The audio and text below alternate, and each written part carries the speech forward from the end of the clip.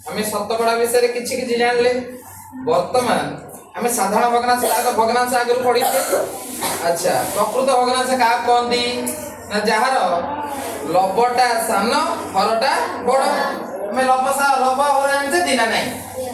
अच्छा तो आमर से जो भग्नांश गुड़िक अच्छी साधारण भग्ना कौन कहती साधारण भग्नांश से साधारण भग्नांश को आम शतकड़ा गुड़ा भग्नांश साधारण भग्नांश अच्छी आम केमिति ताकू शतकड़ा में परिणत करिया सेटा शिखिबा का आम। अच्छा वर्तमान देख गोटा भग्नांश देछि 2 विभक्त 5 केते देछि 2 विभक्त 5 देछि। अच्छा मु टिके आमे जे पढैथिले शतकड़ा अर्थ कोन समस्त कहिबे शतकड़ा अर्थ कोन 100 अच्छा एठी अछि केतेरु 5 केतेरु अछि 5 मु केतेरु करी 100। अच्छा 5 एटा को मु 100 केमिति करबी कोन कले 5 का 100 ही। अच्छा 20 गुणी देबा।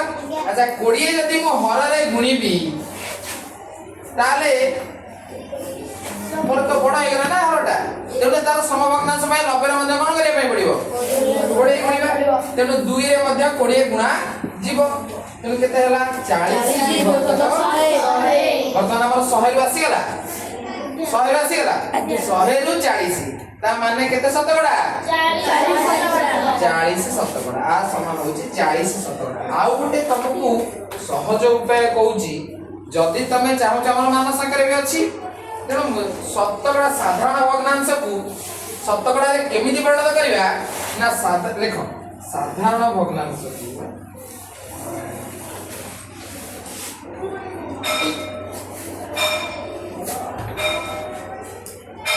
शतकड़ा रे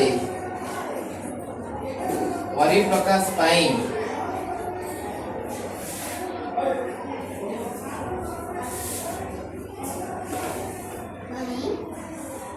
शहे द्वारा गुणिबा को पड़े।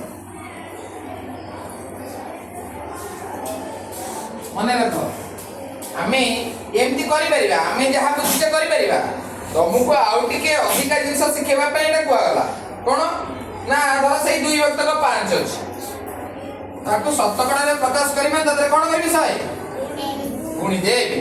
वर्तमान केते हला ना देखो 5 से जदी आपको हरि देबी केते हबो 20 समान हो 40 देखो सेठी बातरा 40 शतकड़ा एठी एटा शॉर्ट मेथड जे आमे गोटे साधारण भग्नांश शतकड़ा रे प्रकाश करिया माने कोन करिया 100 गुणी देबा समस्त बुझी पाइले।